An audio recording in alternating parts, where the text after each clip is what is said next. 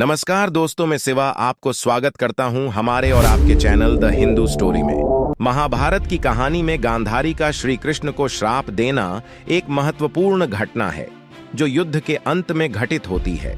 यह श्राप गांधारी की अपने पुत्रों की मृत्यु और पूरे कुरु वंश के विनाश पर उत्पन्न क्रोध और पीड़ा का परिणाम था। महाभारत के युद्ध के दौरान गांधारी के 100 पुत्र, जिन्हें कौरव कहा जाता था, पांडवों के साथ युद्ध में मारे जाते हैं।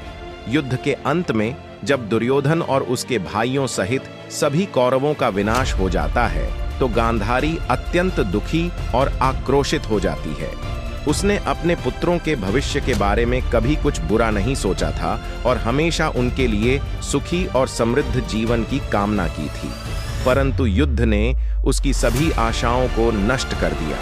युद्ध के बाद श्री कृष्ण जब गांधारी के पास आते हैं तो गांधारी उन पर अपना आक्रोश व्यक्त करती है। वह श्री कृष्ण को याद दिलाती है कि उनके पास इतनी शक्ति थी कि वे इस विनाश को रोक सकते थे, परंतु उन्होंने ऐसा नहीं किया। वह मानती है कि श्री कृष्ण ने ही महाभारत के युद्ध का परिणाम निश्चित किया और अपने प्रिय पांडवों को विजय दिलाई। गांधारी श्री कृष्ण को दोष देती है कि उन्होंने अपने अलौकिक शक्तियों का उपयोग करके इस युद्ध को रोका क्यों नहीं। गांधारी कहती है, हे श्री कृष्ण, आपने सब कुछ जानते हुए भी इस विनाश को होने दिया। आपने मेरे 100 पुत्रों की मृत्यु का मूक दर्शक बनकर देखा। आपने युद्ध को रोकने का प्रयास नहीं किया, बल्कि आपने पांडवों की विजय सुनिश्चित की। आपके इस व्यवहार ने मुझे अत्यंत दुखी और क्रोधित किया है। गांधारी का श्राप। गांधारी, जो अपने पति धृतराष्ट्र के साथ अब पूरी तरह अकेली हो चुकी थी, श्री कृष्ण को श्राप देती है।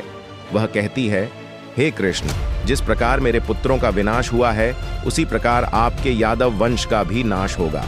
आपके वंश में भी आपस में युद्ध होगा और पूरा यादव कुल एक दूसरे का विनाश कर देगा। आप भी इस विनाश को रोक नहीं पाएंगे और अंत में आप अकेले रह जाएंगे। गांधारी के इस श्राप से कृष्ण निरुत्तर रह जाते हैं। वे जानते हैं कि यह सब नियति के अनुसार हो रहा है और गांधारी के श्राप को भी टाला नहीं जा सकता। श्री कृष्ण गांधारी के श्राप को स्वीकार कर लेते हैं क्योंकि वे जानते हैं कि यह कालचक्र का हिस्सा है और यादव वंश का नाश पहले से ही निर्धारित है। श्राप का परिणाम। गांधारी का श्राप सच साबित होता है।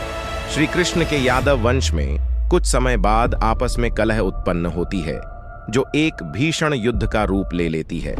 इस युद्ध में यादव वंश के सभी सदस्य एक दूसरे का वध कर देते हैं। इस घटना के बाद श्री कृष्ण भी द्वारका छोड़कर वन की ओर चले जाते हैं, जहां एक शिकारी के तीर से उनकी मृत्यु हो जाती है।